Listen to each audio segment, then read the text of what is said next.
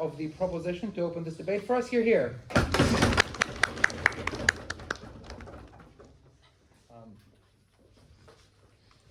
Just before you start, can you hear this? Can everyone hear this? Yes. It could be louder. I'll try. I don't think so. It's not. Are we still allowed to use stopwatch? Yeah, absolutely. Are we okay? Whenever you're ready. Ladies and gentlemen, dear judges, should young people get the weight to vote in referendum? That's what we will be discussing today, and we will show you on side proposition why they should have that privilege. Okay, so starting off with simple definitions from the motion. Young people.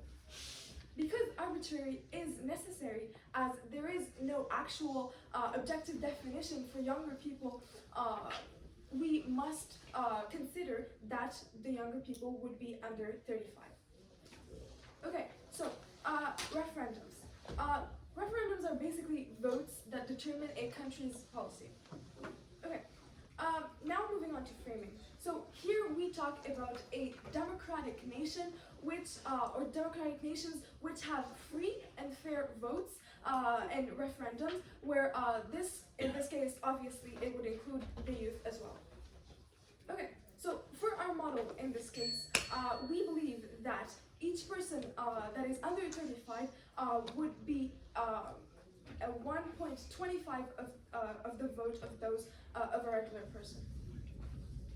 And this is because we would like the vote to be important enough to give importance of the opinion of the youth and give it actual value, and it will also, and again, I will show you why and further in my arguments, and yet it will be small enough so that it doesn't, the decisions taken don't have a negative effect or give decisions that are relatively unpopular and would affect the current world. So on this debate, side proposition, we'll talk about how the under 35 must be given weight to vote in referendums, and then side opposition will prove the opposite of that. All right, so just a quick, so for our side, I will be giving 2 arguments, and then the third speaker will be giving 1 argument. Right, so our first argument is that young people have more of a stake in the outcomes of referendums. Referendums usually contain questions about the political future of the nation, and so the impact of referendums that manifest over the course of decades being felt by the young. The old, however, won't all live to see or feel the effects of these referendums, and so as a result, ladies and gentlemen, the old have a much smaller stake in this debate. As a specific example, the Brexit vote was an incredibly close result, with the young preferring remaining in the EU and the old preferring to leave. Many of these older voters have now died, leaving the economic problems caused by the Brexit to the young and the group that voted against it. Okay, so for our second argument, we will be talking about how young people think about the long-term future rather than the short-term future. This is linked directly to the first argument, because since young people are more likely to live on the specific impacts of the votes and decisions taken, then they would actually do a very good job in taking decisions for the long-term futures, especially because they are the ones who would feel those effects of these bad decisions taken. And this is obviously something that the old or the middle age would not understand and would not think of in the same way. Once again, let's take this, or let's link this to the Brexit vote. Younger people were more concerned with long-term economic impact of the vote, while older people were more concerned with short-term reduction in immigration rates. Right, so now that I'm done with my arguments, I would love to give some preemptions about what the other side would potentially give as arguments. So we believe that one of their main arguments would be that of the one man, one vote. In other words, democracy requires full equality of votes, and we actually agree with this statement when it comes to elected offices. However, we say it does not apply to our case. Elected offices have term limits. What does this mean? This means that they will be leaving the office after what, 2, 4, 6 years, but it will not last for decades.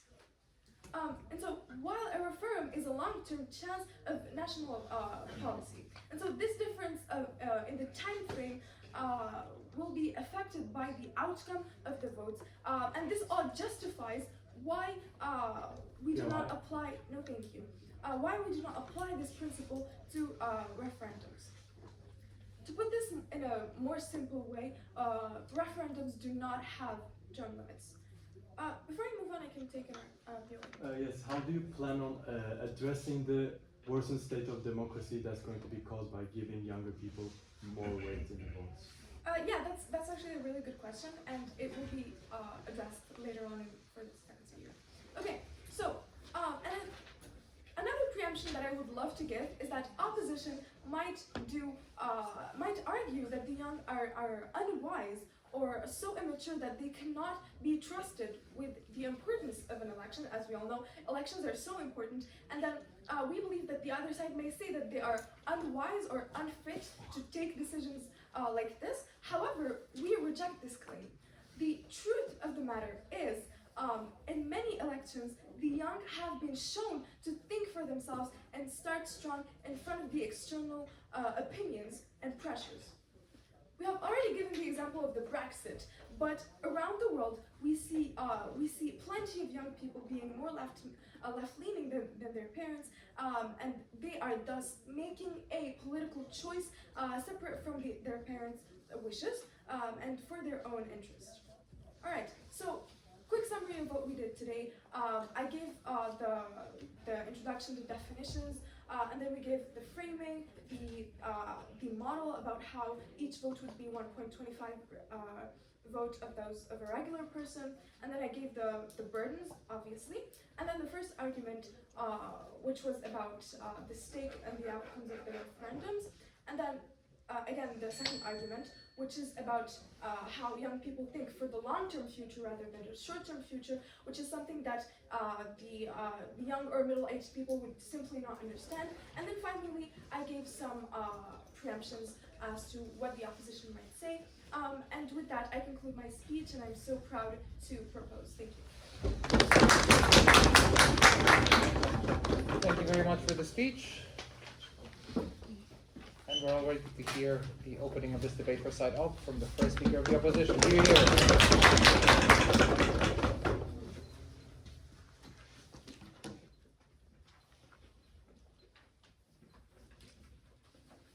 In 3, 2, 1. Hello, fellow debaters and esteemed jury. Today, we, as the opposition, are here to explain why we would not want to give more weight to votes of young people in referendums. To convey this idea, the side opposition will go to several points. The first one, which I will present, is how this new motion is against the inherent idea of equality. The second point is how a referendum should reflect the will of the entire population without any specialties. Our third point is how such a decision would agitate the larger population. The points that the opposition's second speaker will present is that how the voting might be skewed or manipulated. And the final point we will be mentioning is these decisions' damage to the younger people in question. Before I start my debate, I would like to contest some definitions that the proposition has made. For starters, the proposition has said that younger people are aged 35 and under. We, as the opposition, believe that the age 35 is way too high. In reality, when you see someone 34 years old, they are someone who has graduated from university, made a career, found a job for themselves, maybe got fired, found a new job. They have lived through life. They could be considered middle-aged. They are grown up. They are definitely not young people, which is why we, as the opposition, would like to bring the young people's age to a maximum of 25, The second point which we'd like to contest is if we do bring the age down to 25, then the weight of 1.25 per vote would be way too less to make a significance. So we would either have to increase it or keep it the same, but if we keep it the same, it would have no difference. So in a world where 25 is the maximum age, the weight would have to go up to at least 2% for it to make a reasonable difference. Now that we have gotten these disagreements about the definition out of the way, I would like to move on to my first argument. How giving weight to votes of young people referendum goes against the idea of equality. As the proposition's first speaker said, democracy is free and fair. We do agree it will be free either way, however, it definitely won't be fair. Giving more votes to someone else that makes it inherently unfair. They have more of a privilege. Everyone lives in the country or the area together. We wake up, we do the same things, we use the same places, the same facilities. So why should someone else have more of a right to dictate my world and how I live my life than me? This goes against equality, and this should not be the case. And this goes against the democracy definition that the proposition themselves is declared. We don't think anyone in this room would think that democracy is a bad idea. So why should we go against it? It's not the right answer, and we definitely shouldn't. There's also another aspect to this. Yes. How does this conversation that you are having now relate to the fact that younger people have a significantly higher stake in referenda as they exist? It relates in several ways.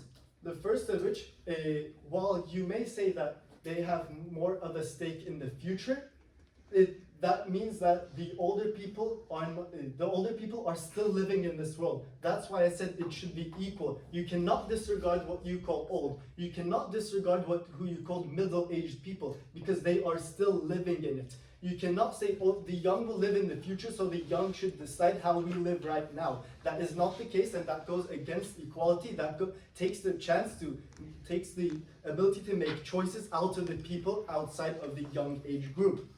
The second aspect of playing with these votes is that it shows that democracy can be changed. It shows that democracy isn't certain. When, yes, you may make a change, and the proposition will surely argue that there are benefits to it, and there may be benefits to this change. However, when you make one change, it's not hard to imagine that another will follow. And this will upset the balance of democracy, showing it is shakeable and it can be played with. To sum up this point, I want to clarify that by taking away equality from the citizens, injustice forms, which affects the citizens' trust in the government, in democracy, because it will be shaken, and agitates them towards the government. My second argument is that referendums should always reflect the will of the population. So by the population, I mean everyone living in it. I do not mean just the young people. It should reflect everyone's ideas. And the young people might think choice A is better than choice B, and we might agree, but what's important is what the people living there want. It's because they should live in the world they want. That's the whole point of having referendums. That's the whole point of voting. They should live in the world they want to live in. And how we decide that is through fair and equal majority, not one group having more say over what the world we live in. My last point, which I would like to touch upon, is how this would lead to blatant favoritism and agitate the larger population. When you give more power to vote to one group, which is the younger age in this scenario, that means that you show special attention to them. That means the government cares more about them, and the government cares more about what they think.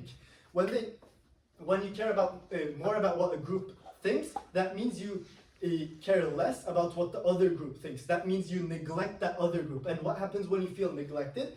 You feel like you don't have an impact where you live. You can feel that the government disregards you, and if you feel disregarded by someone, especially a higher power such as the government, you will foster animosity towards them, whatever the scenario. You will get angry at them, and you will also get angry at the younger population, which are preferred to you. You will think that they are more important than you, so you will get one, A, more angry towards the government which prefers others to you, and PY? two, no thank you, you will get angry at the group which is preferred towards you. So this will create dissonance within the population, this will create mass conflicts and will lead to a unbalanced and tribulous world.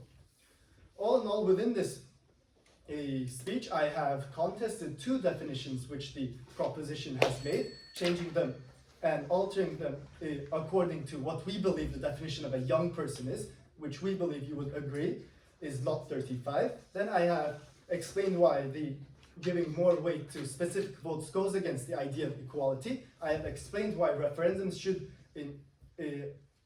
demonstrate the will and the want of the current world we live in, everyone equally. And finally, I have explained why giving more weight to someone divides the population, starts agitation and dissonance within that group. Thank you for listening. Thank you very much for the speech.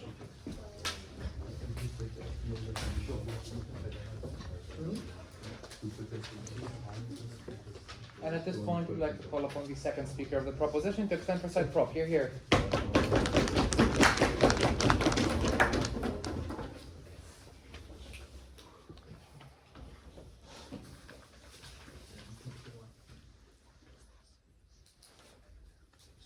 Alright.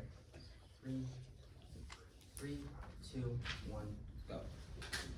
This speech will be divided into two parts. First, I will be contesting what opposition has said throughout the entirety of their speech, and then secondly, I will be providing proposition's third major argument. So let's start the contestation by attempting to clear out once and for all the issue of definitions. Now, it is true that in day-to-day life, seeing a 34-year-old person on the streets, you are unlikely to go, ah, a young person.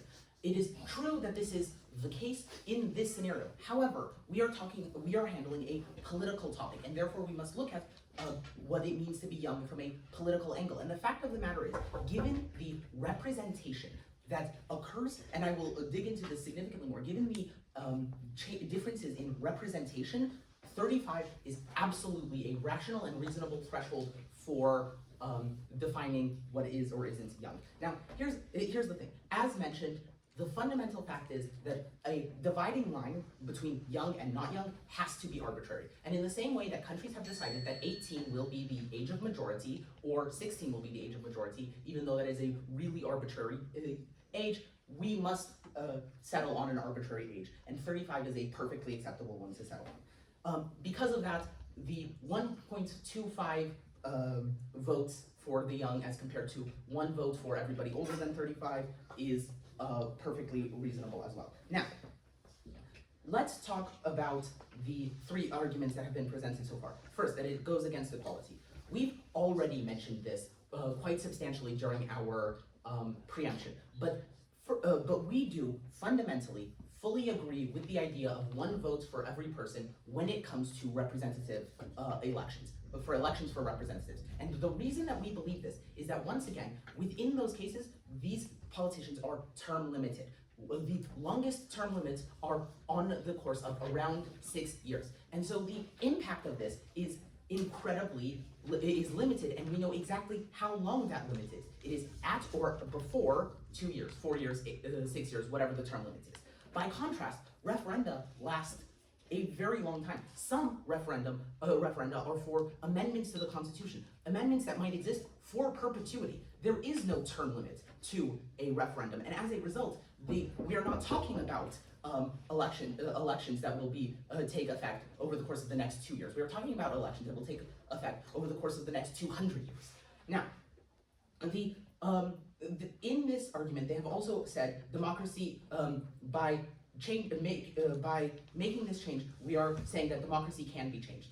Democracy has already been changed. Every country has, many of the world's democracies have gone from defining democracy as a vote for every man to defining democracy as a vote for men and women. That is a clear example of a change to the democratic system. In the United States, under 21-year-olds, people aged 18 to 21 could not vote until around the 60s or the 70s. That is another time that democracy changed. The fact of the matter is that democracy, the definition of democracy, changes all the time. Every country has a different definition of the specific application of democracy within their own country. And so the idea that changing democracy represents some slippery slope is absolutely unfounded, because democracies do change their own systems very frequently. As a result, an argument against change in and of itself is not an argument that should be listened to. Now, secondly, a referendum should always reflect everybody's ideas. Once again, we've already talked about this in our first argument, that the young have a significantly greater stake in the outcome of a referendum. As mentioned before, referenda take place over the course of decades, sometimes centuries. In the aforementioned Brexit example, the Brexit majority died within years of the Brexit referendum. Within a few years of the Britain voting to leave the European Union, the sufficient Brexit voters had died that it was no longer the majority position. Yes? So does the proposition say that the people who are old and will die should be neglected? Absolutely not, and I will get to that. We mentioned in our model that we chose the number 1.25 for a specific reason, that it gives younger people a louder voice, but not a deafening voice. It gives them more of a say, but not so much that they can absolutely drown out the rest of the population. If something is truly, fully unpopular with the entirety of the rest of the population, that would still get voted down, because we are not giving young people 7 times the votes of other people. 1.25, a perfectly rational number. Finally, they mentioned the concept of favoritism. Now, it has to be mentioned that democracy, politics in general, already plays favoritism on the basis of age. Specifically, the old are benefited. This is because politics is largely affected by wealth, and the old are, on average, wealthier than the young. The result of this is that politics already has a clear favoritism in favor of the old. In doing this, we are not creating new favoritism for the young. We are balancing against favoritism that already exists. And this actually leads very well to Proposition's third argument, and that is that because young people have less representation in government, this change would balance some of the problems that exist within democracies. The reason young people have less representation as mentioned, is partially because of the difference in wealth. It is also because young people are, in many instances, considered not to have sufficient background to enter national politics.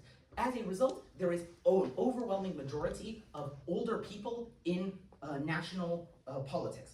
The result of all of this is that democracy, politics in general, skews towards the old. Young people have less influence inherently on the laws being passed within a country. And so, by creating this change, we are giving them, we are creating a balancing procedure in which the influence, the extreme influence that older people already have on politics is diminished because, and therefore balanced out by the increase in the influence of younger people. But as mentioned before, not to the point that we are creating a dictatorship of the young. Simply enough that this problem gets balanced out. The result is that since young people have less influence on the laws being passed, they should have more influence on the passage of referenda. Now, in one of your POIs, you asked about how we would tackle the concept of a worsened state of democracy. I believe that I have already sufficiently tackled this, but just in case it needs to be more explicit, this ties directly to this argument right here, that this does not worsen the state of democracy. In fact, it balances the state of democracy by reducing some of the influence that the older people have, some of the undue influence that the older people have, and creating a more balanced system that creates more equality between old and young. It is for these reasons that I am proud to propose. Thank you. Thank you very much.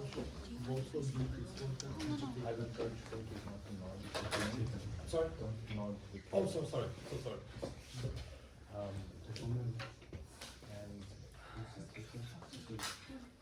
At this point, we'd like to call upon the second speaker of the opposition to extend the side up. Here.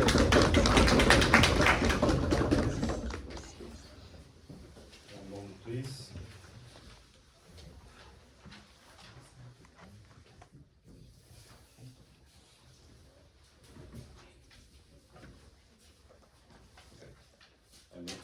3, 2, 1. So, firstly, as we all know, referendums are undoubtedly crucial decisions that determine the fate of a nation, a country. So, the system that the proposition team proposes is definitely problematic due to several reasons. My main two reasons that I'll be talking about are how younger people lack experience compared to older voters. However, I will talk about this in more detail and explain how the first speakers clearing about this topic is not really the case. They have mentioned that the unwise is not really a valid argument. However, this is leading to the second problem, that will be the pressure placed on young people who are to vote. So, before I get into my arguments in a deeper manner, I'll firstly be doing a brief rebuttal to the proposition team speakers. Firstly, as I said, the first speaker has mentioned that unwise won't be the case. However, I'll explain how this will be. I've already mentioned this, but once again, I'd like to emphasize on this. And next, they have said that in the past elections, younger people have been proven to give better elections. And it was something on the lines of this, and it's a very different situation, because as my second argument states as well, as the system was not active at the time, in the past time, there will be a pressure on younger people, so the case is completely different, so this argument is not valid.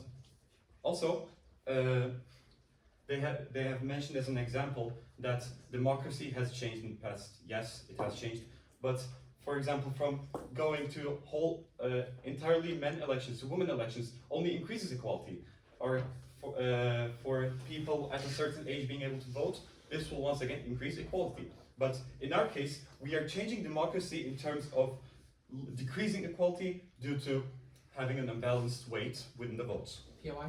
Not right now. So firstly, my first point is that the lack of experience younger people possess will affect the voting system. So, since younger people are relatively new into politics and they are newer voters compared to older voters, there will be certain circumstances that are affected. I will be talking about this more in my second point, but this is just the base of my second argument. And since most likely nobody dwells into politics at around 10 years old, still from 18 to 25, as we have mentioned, but still considering until 35, people won't be as experienced in terms of politics. This definitely does not mean that people are unwise, unknowledgeable, and will give bad decisions. But this will lead to more pressure being put on them, which will be explained once again in my second argument. Like I said, since younger people have not yet experienced the landscape of politics to a greater degree, they will possess a difference in conditions. Yes, I can have your question now. Returning back to the point you were making about changing democracy, it must be asked, there are other examples in which democracy was changed in such a way that, for example, Georgia changed the definition of democracy to create an electoral college which counted votes differently. How would you respond to such a thing? Yes, it might have been changed in terms of decreasing, but once again, decreasing doesn't benefit once again, decreasing equality to a further degree does not benefit us in any way. So now I'll be getting into my second point, which is the pressure placed on younger people due to the system. So it's very likely and very common that politicians would push their agenda on younger people who vote. This is due to three main reasons. So firstly, like I mentioned in my first argument, people will certainly not be as experienced as older people. So the pressure combined with a lack of experience would certainly lead to uncertainty. And next, younger people are naturally more inclined to be manipulated compared to a person who has more life experience. Yes. So why does this make younger people a target for politicians? This is a very important thing to mention, because the main thing that happens here, the main thing that takes place in the system is that more weight for the youth's votes is created. POI? So, no, thank you. So with more weights, this will mean that the youth's votes are more valuable compared to older people's. This way, they will be a target for politicians. So they're targeted. They're targeted. Before the system would have been implemented, there would be a condition that, there would be a circumstance that politicians try to push their agenda or push their ideologies onto people of every age equally, with different, with various manners, with several methods. But with this way, with this new system, like I have said, since young people's votes are more weighted, are more valuable, the politicians will certainly aim to influence the youth more. So this will create a huge pressure for the young people. And what would this pressure do as an impact to both young people and society? Yes, due to all this pressure, there could be many, no thank you, there could be severe impacts placed on young people and society. Firstly, due to the system, due to this pressure caused by the system, taking a toll on the mental health of younger people. I'll explain how this happens, and also how the responsibility caused by this new system, all of this pressure, this responsibility and burden could lead to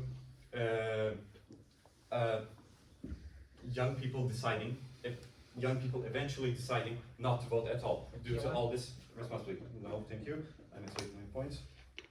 So, like I have said, mental health could be severely affected by this pressure due to the pressure being too much, the pressure caused by society, parents, politicians, being too much for a young individual's mental health. So this could definitely have an impact in this way. And secondly, like I have briefly mentioned, responsibility may not be handled by a person of a young age. So eventually they might decide not to vote at all because of all the pressure, and they will be feeling responsible and they'll feel burdened. So this could lead them to decide not to vote at all, and this would certainly impact society. So overall, I have mentioned that a lack of experience for younger people would be a cause to a problem. However, not due to the fact that they are unwise, we are not saying that, but due to the fact that it could lead to more pressure being built upon them and having severe impacts overall. Thank you. Thank you very much for the speech.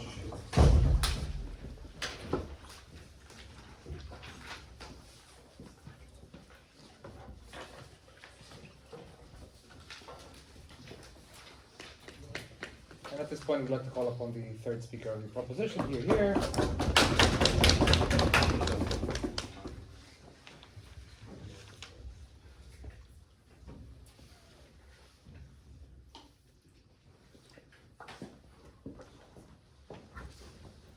Are we starting in 3, 2, 1? In this speech, opposition has to prove one thing: that younger people should not have a privilege when it comes to voting in referendums.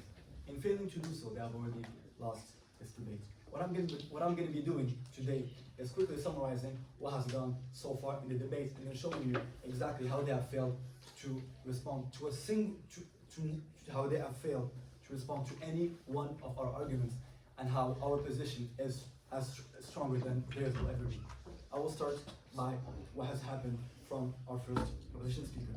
Prop speaker has spoken about two main arguments: that the young have a greater stake, and that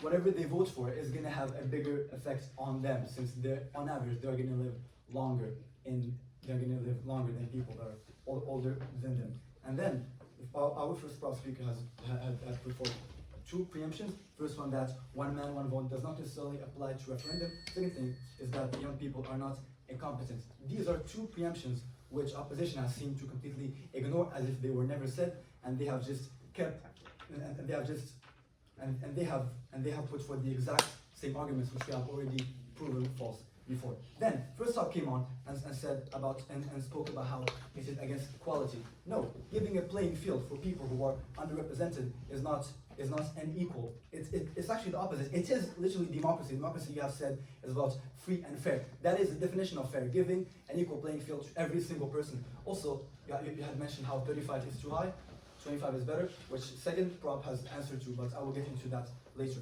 Your argument has been mostly about privilege. No, because when you are in a position of weakness and you get support handed to you, that is not called privilege, that is called support, it is called help. Because you are in a fundamental position of weakness, and therefore you cannot, you do not become higher than the others, you become on the same level.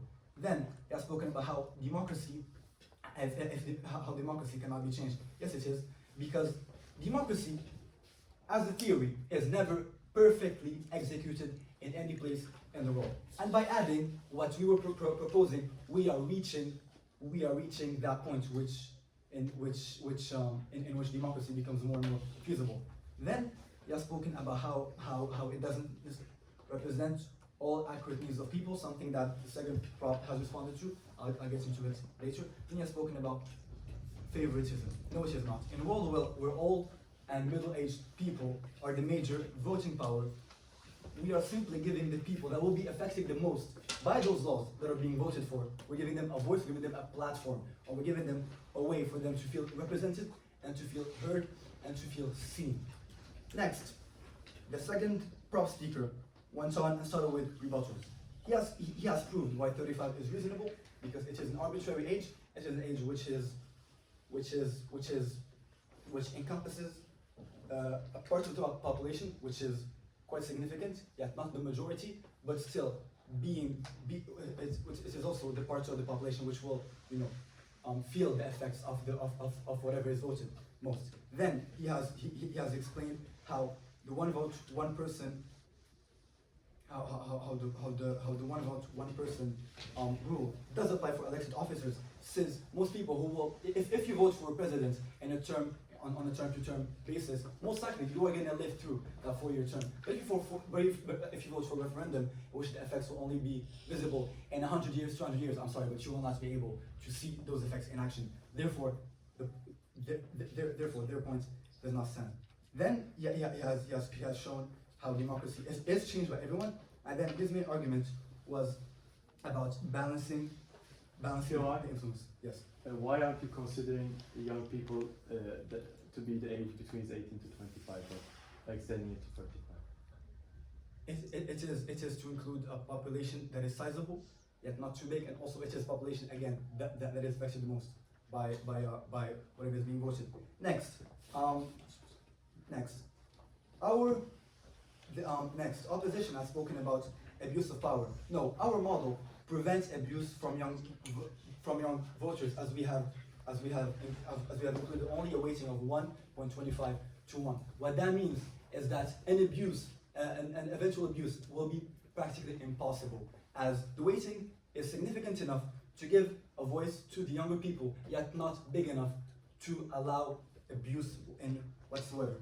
Then, as I've said, his argument was that democracies should reflect the people, and since young people are underrepresented in the political scene, we need to amplify their voice. That is exactly what we are doing. We are amplifying the voice of the people that are not heard, and by doing that, we are doing exactly what democracy is. And opposition, which has been throwing this word out so much, democracy, should have noticed that by now what we are striving for is exactly that, democracy.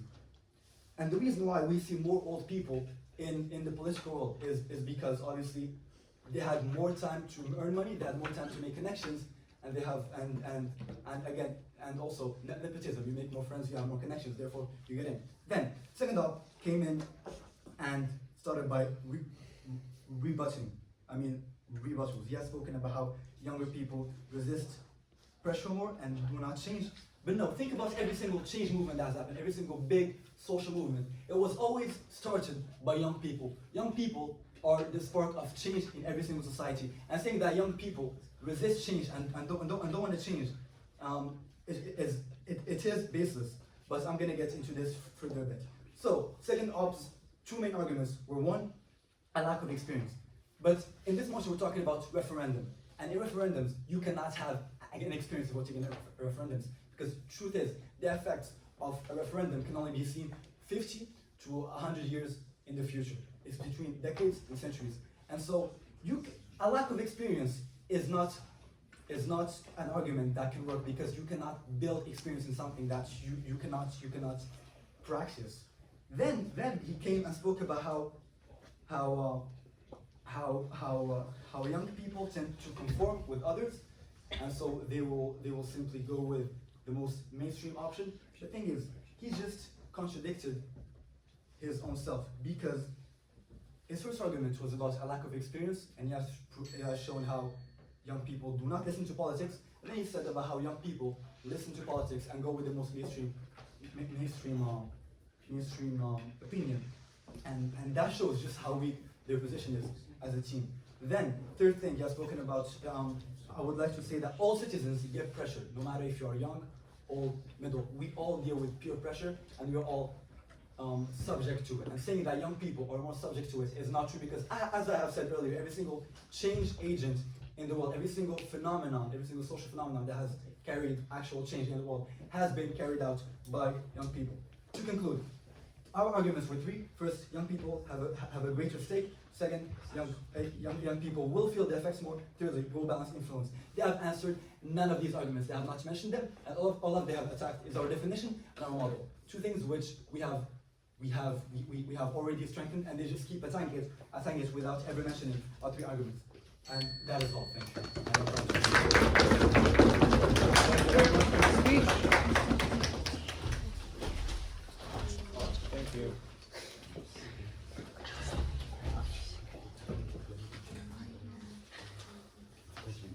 And at this point, we'd like to call upon the third speaker of the opposition to respond to that.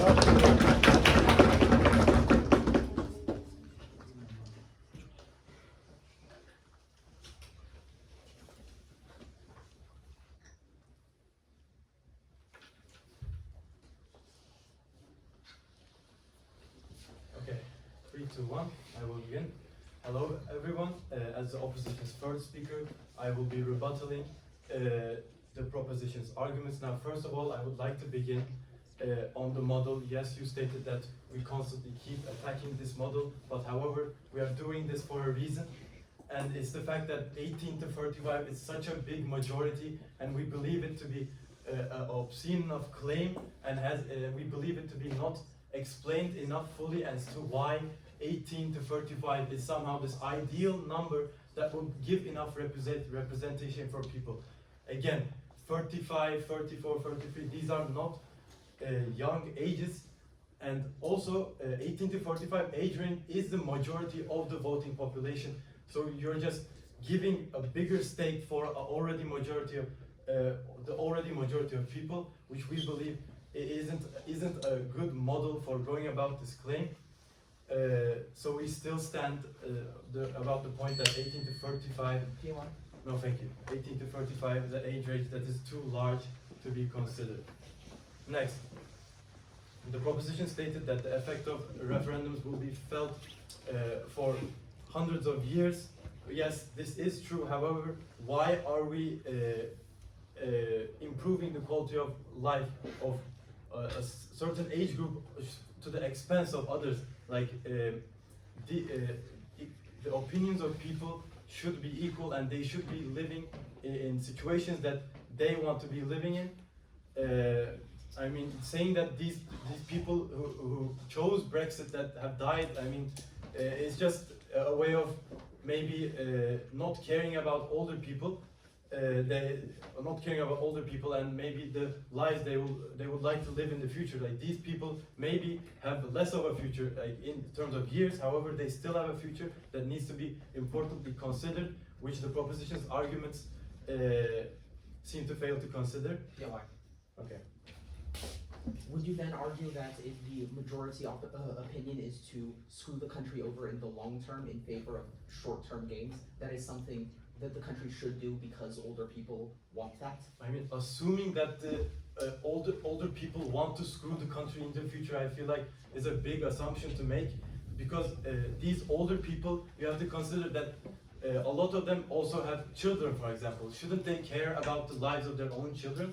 Shouldn't they care about the futures themselves? Like, people aren't as selfish as you point them out to be. People do consider the future of generations to come. They consider the future of their children, their grandchildren even. I mean, this is an important part of their decision making. It isn't just, oh, I have 5 years left, I should just choose what's best for me in these remaining 5 years. They have to consider their own children, their grandchildren that are going to live for many years after them. And this is a very important point that you should consider. I mean, we accept that yes, younger people. We accept that the younger people are more likely to value long-term gains. However, older people are also likely to value long-term gains as well. Also, I mean, people who are 40, 30 years old, and they still have a long life ahead of them, which, I mean, 40, 50, 30 years isn't short term, as you pointed out to be. I mean, people who are very old are just very... next, you stated that they are not unwise but are fit to make decisions. However, as we state that 18 to 25 range is a more appropriate range to be considering these people, and this is why that, as the second speaker of the opposition explained, that how they could be negatively affected by giving this chance. And also, we didn't state that young people will be more inclined to vote towards mainstream. The point of the argument is that younger people live their lives under their parents for at least 18 years, which is a long time to be being exposed to certain political beliefs that may be fostered to them by their own parents. I mean, until most likely until the age of 18, they don't eat at a different dinner table without their parents. I mean, they talk about politics, they talk about the situation of the world, and so they could be influenced by older people overall, and it could lead to maybe politicians exploiting younger people, and a future dictated that was dictated by bad actors that used the fact that younger people have a greater majority in voting. Next, you stated that democracy is something that changes, but as we stated before, it shouldn't favor others, and it should be valuing equality. POI. No, thank you. I mean, you state that politics already favor the old, so it's a balance, but older people, yes, are could be considered a majority in this case, but the point of this democracy is to favor the majority, so to favor the way of life that most of the people in the country will be happy with. Yes. You just made the argument that 18 to 35 represents the majority of the voting age population, and now you're saying this population, which objectively has less representation, is somehow the minority. So which is it? Is 18 to 35 a majority or a minority? Again, I would like to repeat that we don't consider the 18 to 35 age range to be appropriate during this debate. So the 18 to 25 age range, considering that age range, we could see that like my argument still stands that it favors majority, and this majority of people should be considered when we're talking about democracy. Yes, and to summarize, you stated that the effect of referendums will be felt for decades, and we accept that this is true. However, considering other people's opinions and considering other people's quality of life over others is inherently wrong, and is inherently against democracy and against inequality.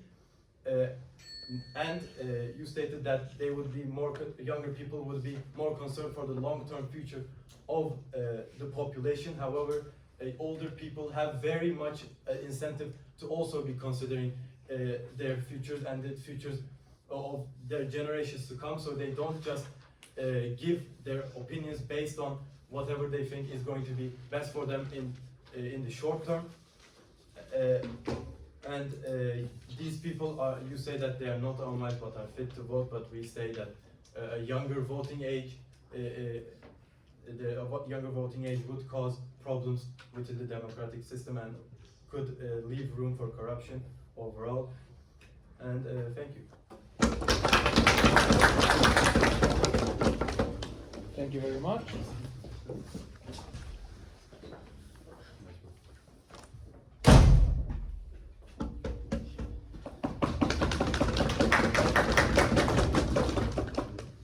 Three, two, one. Hello, I'm here to deliver the reply speech of the opposition. So, the young are unrepresented, the old are rich, selfish, only care for themselves, don't see the long term. They don't care about supposed children they have, they only care about how they will benefit from any decisions made. There is no equality and democracy doesn't work. This is the picture painted by the proposition throughout this debate. Does this seem realistic? Is this really the world we live in? We don't think it is. You cannot say that every old person is rich. You cannot say there is inequality, and we have expressed this throughout this debate. They have insisted that someone young is under the age of 35, but we have rebutted this point over and over again because it does not make sense. They haven't even provided a solid foundation. When asking a POI, why is it 35? Even giving an explanation, they have said because it is you wouldn't say someone 35 is young on the street, but it is the politically correct angle to take. What does that mean? What do you mean by a politically correct angle? According to who? There is no evidence or explanation behind it. We're just expected to take the age of 35 and do our debate upon this point. We do not agree with this as the opposition, which is why we've insisted on the age of 25, and we continue to insist because that is what should be. And when you put the age to 25, that means that it is now a minority compared to the majority, which it was when it was at 35, as the opposition's third speaker said. And when it has 25, the 1.25 weight that the proposition proposed also doesn't stand because it is not significant enough. You can either raise the weight, which could lead to corruption, you could keep it as the same, which would not solve any problems in the supposed world of the proposition. So their arguments in this context have no standing at all. Instead, the opposition pointed out questions such as equality. They said that everyone should be equal, and everyone in this room, I believe that we all are equal. We all have the same chance to dictate our lives depending on our age. Just because the world goes around the sun one time, I shouldn't have less of a say on how I live my life. That shouldn't be the case because that isn't what the opposition stands for. We stand for a world that people can dictate themselves, people can have a say, and people can choose the future. That is a critical point. People can equally choose the future, which the proposition vehemently goes against. Then there was talks about favoritism and how the rich old are already favored because they're rich. However, can you really say everyone old is automatically rich and they have more of a say in politics? Of course you can't say that. Of course you can't say that because that isn't the case. It's only a very small minority which is rich in the old population, which means there isn't a balance. However, the proposition is trying to create an unbalance, trying to create an exploitable system, which will also bear a burden on the voter. As the opposition second speaker said, it will bear a mental burden on them. It will cause a disaster within the country and within the individual. We, as the proposition, advocate for a world where everyone is equal. Everyone can dictate how they can live their lives. Yes, I am repeating my points, but I am repeating them because they are important, because we want them to get across, and because we, as the opposition, stand for an equal, democratic world where everyone can choose their future. Thank you.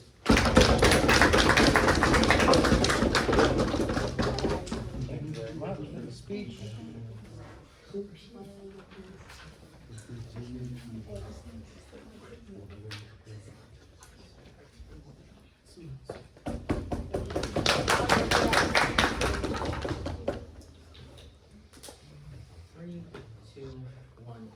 I want to start my reply speech by discussing what opposition and proposition agree on.